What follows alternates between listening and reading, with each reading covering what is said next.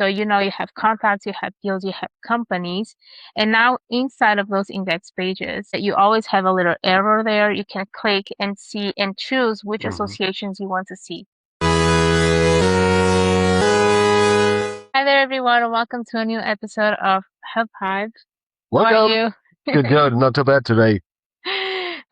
So summertime, and there's a lot of new upcoming updates as well. And the main reason is because the Unbound is coming up Yeah, and we are September. going, right? Exactly. We're Or gonna me, be there. anybody. Yeah, represented by and so there's a lot of things coming up, and some of those things we're going to talk about today. To get started, I would like to talk about something that I was recently working on, and which was actually for ourselves, but as well for other customers, which is the logic behind setting a preferred language for marketing communications. So there's two ways to do it. Sometimes when you have just a couple of, or when you support just a couple of languages, you just set the preferred communication based on the submission of the page the form was on, right? So that's the easiest way to do it. If you want to have a little bit more complex, you can look into the country. And so if you have a drop down, that would be amazing. But the standard country property in HubSpot is a text field. So if you don't have a drop down, by the way, that's a hint. You can use Thalox to normalize that free text field into a drop down select. And then you can add that drop down select to the forms, and also make sure you add that to your imports and into the form for creating contact records manually. And then based on the country, you can do a workflow to set the preferred language, which, by the way, it's a drop-down field, standard drop-down field in HubSpot with all the languages that there is in the world. So that's a little more sophisticated if you don't want to just simply connect the preferred language based on the newsletter subscription you got from the specific page. But this is important. Why? Because if you just support English, you just support English. But if you have more than one language in your website, then it doesn't make sense that the person is receiving emails in English if they definitely want to receive, or they were looking and visiting your website in another language. I agree. And that's not a good customer experience. So they expect really in the subscription letter to receive the emails they sent. So is it working with the double opt-in, which is a standard functionality in HubSpot as well? Yeah, so double opt-in you can set as a general functionality, and you can set different language variations within the double opt-in. And that's based out of the general functionality that you have. So you don't need to create specific emails. You then decide in which email is triggering in which pages of your website, and you can create as many language variations you want. Okay, So, cool. Yeah, and this preferred language logic, it's mostly important when you want to send your normal communication out to your customers. So be aware of that, and reach out if you want to have more ideas about that. Another thing I would like to point out is, and I already told this to HubSpot, and I hate that this doesn't work because so for everyone in HubSpot listening, so in scoring, you can score based on marketing events, right? But in marketing events, there's different types of marketing events. There's webinars, there's internal events, and there's trade shows. There can be more, but those are like the main three. There is a type, it's kind of a property inside the marketing event. Marketing events, by the way, it's an object with its own property. But funny enough, those are not visible in the contact records. It's just by association, but you cannot actually use it in the contact record. And so for me, using the webinar, it's fine because you can associate the app ID because you always have an app. You need to do the webinar in some sort of integration app. But then I cannot differentiate between trade shows and other types of events. And you cannot do that inside the scoring. And also, even if you are implementing a naming convention to differentiate those things, you cannot use. Hard to get, huh? Because you cannot use the option contains. Yeah. That's not existing. So I already told HubSpot that, they said they are working on it. Do you believe it? Let's see. I think no, but I think it's a very important thing because most of Yeah. the customers do have different events and different types of how data are coming in. So that's mandatory. And I think they brought out the new scoring model 1 year ago. So they're improving all over the time. Yes. What I like with the scoring is you can do a company scoring and you can do a contact scoring or a Mm-hmm. combination of both. Yes. I think this is really compared to all the other tools out there in the world. Yeah. It's really cool. And you also can define in the company level if you want to do an average because there are contacts which are super heavy engaging. Other ones are not super heavy engaging. So you can build an average. So we just did it for another client. That's quite good. But I agree, there is some functionality missing. Yeah. But I think, as we know, HubSpot, they're coming. Yeah, Don't I'm worry. sure. I'm sure. And I know it's a very specific one, but the day-to-day life, work life Yeah, lives on this very specific use absolutely. cases. So, yeah, do you have something? Yeah, sure. So we just were coming out of a technical issue or challenge, let's call it this way. So we have two customers currently moving from Salesforce to HubSpot. Mm, And as always, data is key. One customer also has Snowflake in place, so we have to bring all those data into HubSpot. I remind everyone, if you do not have a data dictionary, please, please, please do a data dictionary with a unique qualifier along all the different objects like deals slash opportunities, contacts, accounts, contacts, so that you can associate them afterwards. And then what we are currently doing is we have some test data from those clients to upload the data because even when you have a data dictionary, you will find out in uploading the data that there are still some missing fields. So, for instance, we call them legacy owner or legacy owner IDs or legacy date created because mm, that's quite important if you want to run after the migration of the data, your reports. And for instance, you uploaded the new deals or opportunities when you're talking about the Salesforce language, then you will lose those data. But I recommend strongly to also import those data fields. Why? Because then you can run reports based on those entities as well. So, and it gives you a full picture. Otherwise, all the deals or contacts created are created on the day you're uploading them. mm-hmm. So my recommendation really is do a data dictionary, talk to your agency or talk to us.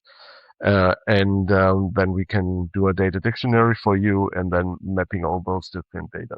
Yeah, yeah. Yeah. And don't forget about association.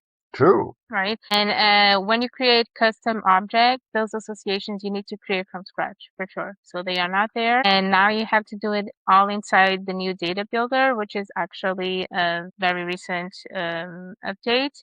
But don't forget those associations, and you need to create workflows to associate those objects, and those objects need to match with the corresponding Mm, Salesforce ID. absolutely. Yep. So if you need help, we're here to help you with that because it's always tricky. But we love those projects. True. Yeah. True. And who doesn't want to move from Salesforce to HubSpot? Every Everyone wants to move, huh? Maybe. All It's good. right. So in terms of updates, two very cool updates. So right now, under workflows, you can kind of, it's not uploading, but you can take some templates out of the marketplace. I have to dig deeper into that, but I think that, or I assume that people are creating those templates and then putting them available Hmm. into the marketplace.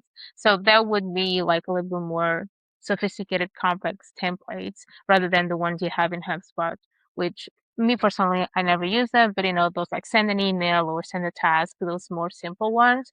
So it's worth exploring.